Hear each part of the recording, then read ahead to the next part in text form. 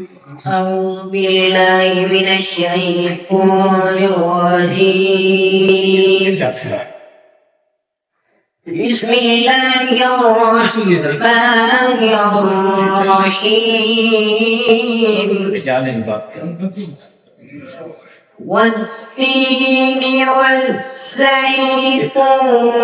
وطور سينين وهذا البلد الأمين.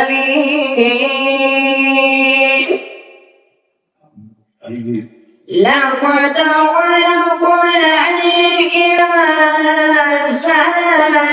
في أحسن تقويم ثم رددناه أسفل سافلين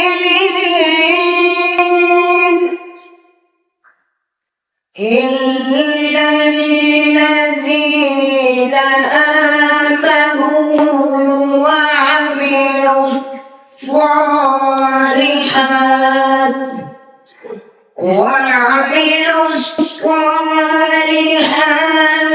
فلهم أجر غير ممنون.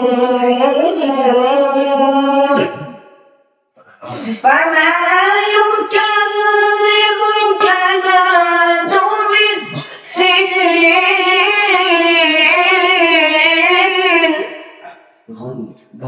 أليس الله بأحكم الحاكمين.